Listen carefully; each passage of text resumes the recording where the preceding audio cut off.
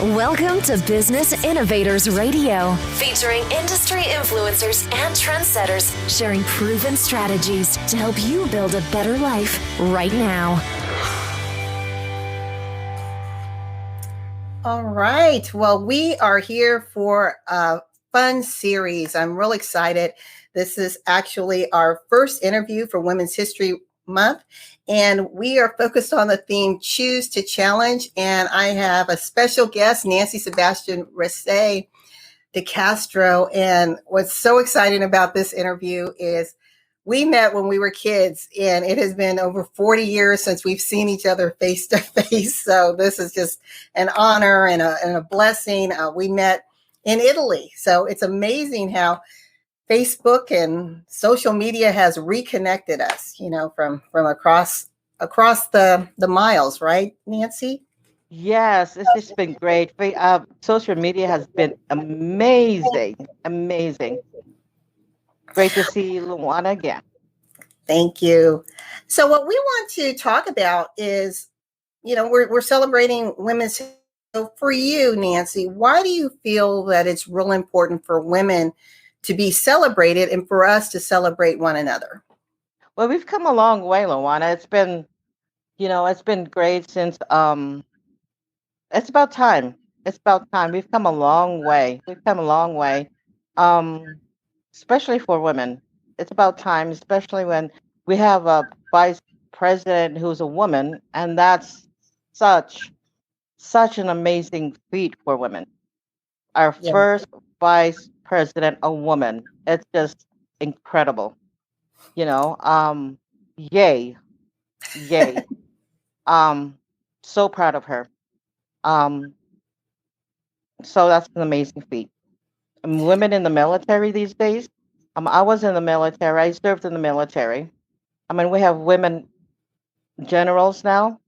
Until 2015, two women had graduated from a ranger school, which is the greatest thing that happened in the military. Two women graduated in 2015, which is a male-dominated school, and two women had graduated from there in 2015. I was in the military. I entered the military, and back then there wasn't a lot of women in jobs back then. Mm-hmm. But when they graduated in 2015 in the Ranger School, that was great accomplishment for women. So tell me, since a little bit about your journey. So what prompted you to go into the military? I know your father was in the military. Did you want to follow in his footsteps, or what triggered you at that time in your life to say, this is what I want to do? Well, as you said, I was raised in the military. My dad served 20 years in the military. So I growing up, I wanted to be a social worker also. So I graduated from a bachelor's degree in social work, and I also wanted to serve in the military. So after I got my Bachelor of Social Work, and I decided, you know what? I wanted to go in the military, but I wanted to challenge myself. So I went in the Army. My dad was like, what? I was like, yeah, I can do this. I can do this, Dad. So my dad was in the Navy, actually. So, but back then, my dad had called me in the States because my dad had retired in the Philippines because my mom had cancer because she wanted to pass away in her homeland. So I had to cancel my basic training and go back to the Philippines. My mom had cancer. My mom was in the hospital, and I had told her that I had to go into basic training. She said, okay, well, good luck. She was actually in her deathbed and said, Mom, I'm going in the Army. So she said, well, good luck. And that gave me the strength, and that gave me the determination. My mom battling cancer, I can do this. She had taught me through adversity, you can do anything. She was fighting cancer for the next 10 years, and she was a strong woman, Luana. She was a really strong woman. Actually, we didn't know she had cancer. She was going through chemotherapy, She was going through therapy. None of the kids had known she was going through cancer. She didn't tell us she was had. Only my mom and dad knew she had cancer because she didn't want us to worry, you know. And that was the kind of woman she was. We didn't know she was going through chemotherapy all these years we were going through college because she was that kind of woman. So she didn't want us to hurry. And I thought, you know what, she can do this. She was a strong woman going through chemotherapy and nobody, and life was normal around the house, normal. And she was Mm-hmm. going through chemotherapy. She can do this. She can battle cancer for 10 years. I can go through the army. She gave me that strength. You know what? I went through basic training and then they gave me in I took the test and asked what they called an ASVAB test. I scored high. And then I actually had the job, and my MOS was NBC, which is nuclear biological chemical warfare. Oh, wow. After basic training, they told me this is a male dominated job. You would understand. You might be the only woman in your class. I'm like, okay, that was a challenge for me too. And I was the only woman in my class. There were only in my class in my school. So after basic training, um, I went to Fort. I went to basic training in Fort Jackson, Mm-hmm. South Carolina, and then my schooling was in Alabama. And out of probably like 200 men in that group, we were only like about 5 women. In my particular class, I was the only woman in that class. And then again, that was a challenge for me. So let's talk a little bit about that because the hashtag choose to challenge. So when you think about choose to challenge, what does that mean as you reflect back on your life? You said nuclear, chemical, biological warfare, which is like the most complex of the STEM fields, right? So you're put in that number one, and then you're right in the middle of a male dominated environment, and then you're in a class where you're the only one. What was that experience like? No, you just because they said male dominated, you think just because it's called male dominated, instantly they want you to think male dominated. They want to intimidate you. It's like, no, you don't think that way. Just because it's called male dominated, you don't think that way. You can do what males do. Other than I can remember, okay, just because do you think that way? You're intelligent as they are, but the hardest part is when you run all the physical, they have to do 50 push-ups. You have to do 50 push-ups. That you can't be intimidated. You know, when they run, because they're taller than me and my Mm-hmm. paces were shorter, no, you have to run, you run with them. Because if I fall out of the runs, they have to catch up with, I have to catch up with them. You can't, you have to run with them. You know, if I fall out from the run, they have to come back and get me. You know, that's embarrassing. I had to run with them. You know, if they do 50 push ups, I have to do 50 push-ups. So I have to push myself, you know? So I had to challenge myself. And you know what? I'm proud. I caught up with them. I did 50 push-ups. They do 50 push-ups. I did 50 push-ups. So if I had to go into the gas chamber, I had to go in that gas chamber. And you know what? I graduated the same time they did. You know, all us women who were in that class, well, in a group of class, but I was the only woman in my squad, in my platoon, you know. And then I remember I was the only Filipino woman. There was this one African. I was a best friend. I and Mr. One African American woman in another platoon. We were best friends, and another white woman, and we were just all best friends. All us women were best friends, and we challenged ourselves. We would get together at lunchtime. We would talk and said, "We can do this. We can do this." And we graduated. All us women graduated together, and that was like, I mean, all these men think we can graduate. We challenged ourselves. We all graduated at the same time our male counterparts did. But now, more and more women are in that male-dominated NBC. But back then there were not a lot of women. But Wow. in 1985, there were only a handful of us. So Oh, we're so you proud. were a trailblazer. Yes, we were, and I'm proud to say we were. But now there are a lot more women in that field, but back then they were not. They were not. Because you have to don all this NBC gear, and it was really hard. And in Alabama, I can get up to 110 degrees up there. It's not a glamorous job, to say the least. But yeah, we're proud. And now, and I'm so proud of these women, and and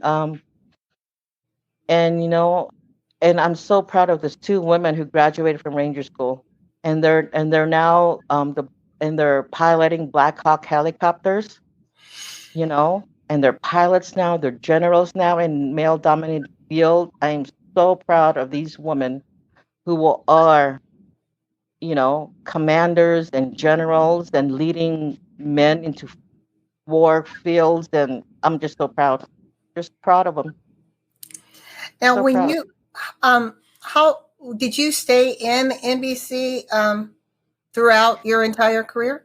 Yes, I did. Yes, I Okay. did. We're actually training um soldiers in the war field now. Oh, Yes. And we yes, we are. that's great. And we took care of what we call the NBC room. We trained how soldiers during um chemical warfare. Mm-hmm. So it was exciting. It was exciting. So when my I remember being in the recruiters office and said, "Okay, you qualify to be an NBC specialist." I'm like, "What's that?" And he told me what it was. I'm like, "Or you can be a parachute." I forgot what that job was. It's like, I'm going to take NBC, and he was like, "What?" It's like, you understand? You might be the only female in your class. And when I went to my unit, um, I was the only female there. 84th Chemical Company. I was the only female. Wow. How many people are in the unit total, approximately? Um, in the unit, there was like about 100 of us. 84th Chemical Company. I was the only unit. I was the only female Wow. for about a year. A year. I left there after a year, and then I got pregnant, so I was assigned to a Patriot unit in Fort Bliss. For a good year, I was the only female. I remember getting to the reception area in El Paso, and then they said, we're going to assign to her to the 84th Chemical Company." And I remember the specialist there said, "There's no females there." And then the lieutenant said, "I signed her there anyway." I was like, "Oh my goodness." And I remember I was the only, well, I mean, they share rooms. It's like, she has to have her own room, you understand? Like, yep, she has. I got in there and all the males were like, "Oh my God, there's a female here." And then they have this 84th Chemical Company. They have this every year they have a PT test, and 84th Chemical Company, they they won that PT test every year. And said, "Okay, we have a female now. We may not win the PT test this year, but you know Oh, what? I pushed myself. I challenged myself. We won that PT test that year. congratulations. You know what? Got to do what you got to do." Yes, yes. Right? So this next question is: we are last year in the U.S. we were celebrating the centennial anniversary of a woman's right to vote, and so this isn't a political question, but we know having a voice and being able to express that voice is so important. And one of the things that the National Women's Association wanted to do was to continue that celebration in 21. Tell me, what does it mean to you to express yourself, your voice, and your voice in the vote? What does that mean to you? I think it's important to me because it's time. I don't think we should recognize ourselves as males and females. It's time for us to vote. It's about time. We live in this world. We live in this society. We have a right. We have to have the right to vote.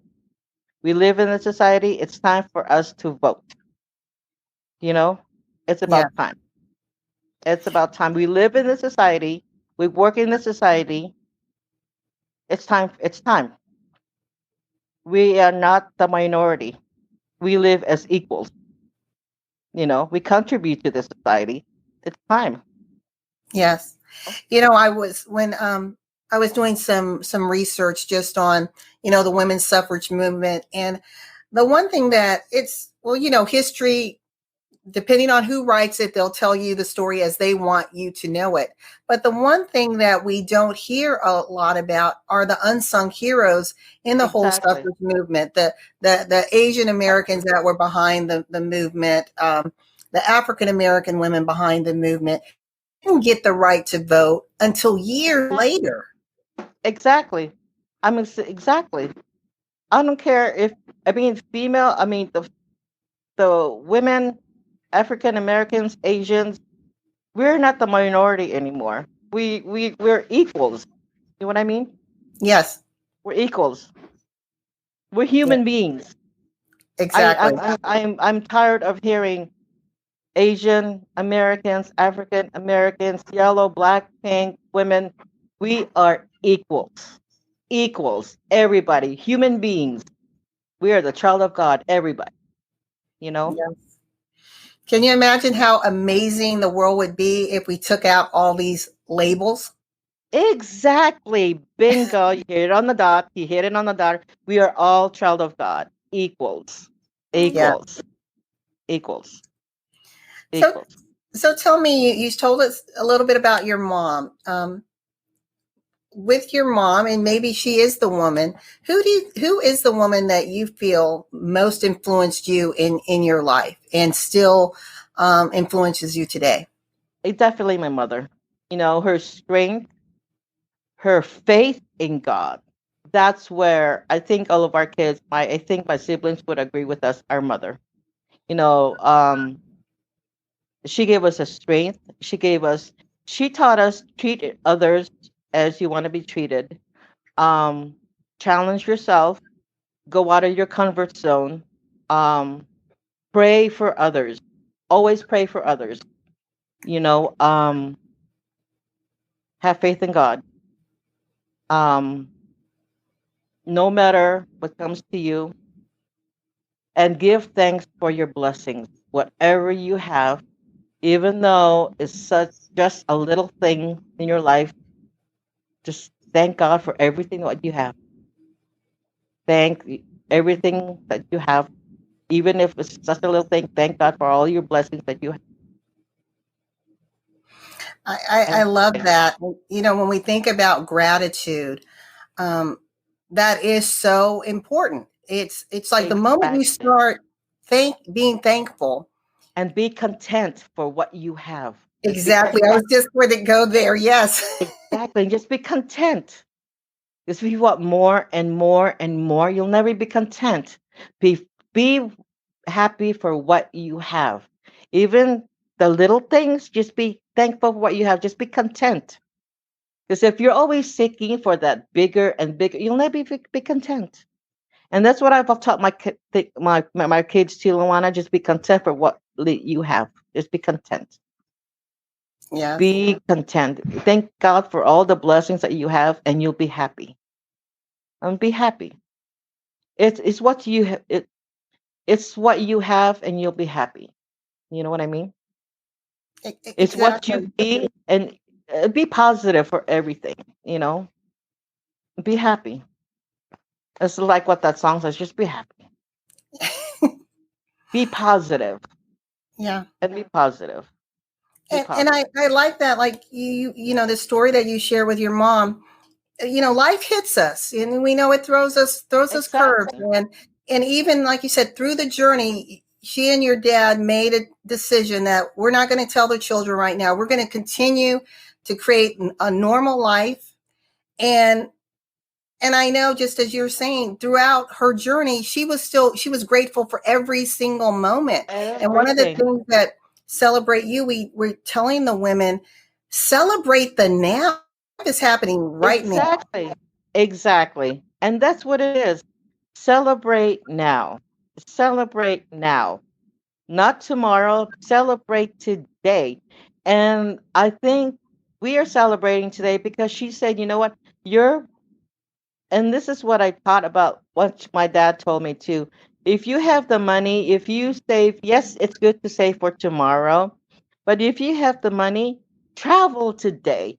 Travel today. If you have the money, travel today. Because my dad said, me and your mom saved a lot of money to travel for tomorrow. But if you have the money today, because they never got to travel for tomorrow because she had cancer, right? If you have the money, travel for today, live for today, because you never know what's going to happen for tomorrow. You know what I mean? Exactly. And thank God for what you have, even for the salt and pepper shaker. Thank God for that. And be content with that. You know what I Yes. mean? Live for today and be content. Be content. Be content. Thank God for your car for today. Be content. Just be happy. Be happy. I love that. Well, we're almost out of time. I leave it with you to, if you were to, you just left with a really, really strong, strong ending about being content and being thankful. Is there anything else you want to tell women who are watching, especially our younger generation, on what they need to think about as they grow into their womanhood and into who they are and their truth? Yes, what you put out there comes back to you. So be grateful, be blessed. Thank God for what you have. See, yes, that's all I want to say. Because what if adversity comes to you, negative comes up to you? Just give it up to God. Don't worry, everything will be okay. Be happy. The problems will work out itself. Just pray. Give it up to God. Be blessed. Be content. Work it through. It'll be okay. Pray. Most important thing. Be blessed. Like I said, what you put out there comes back to you. So I teach my kids, be positive. It'll work out. And work hard. Because working hard comes back to you and you'll be blessed. Perfect. Well, Nancy, this has been amazing. Thank you so much for being our first guest on this hashtag Choose to Challenge. So this was Nancy Sebastian Rasay DeCastro coming at you from Idaho. And she is a proud member of our Celebrate You community and is here just to help us to remember what's most important, which is living life now, being thankful, being grateful, being happy. And be happy, like that song says. Don't worry, be happy. Don't worry, be happy. Perfect song for everybody. Much blessings, everybody. Thank you so much, Nancy, and we'll talk to you soon. All right. Bye, Luana. As we always say, love yourself, embrace yourself, and whatever you do, celebrate you. Yes. Goodbye. Much blessings. Thank you. Thank you. Thanks for listening to Business Innovators Radio. To hear all episodes featuring leading industry influencers and trendsetters, visit us online at businessinnovatorsradio.com today.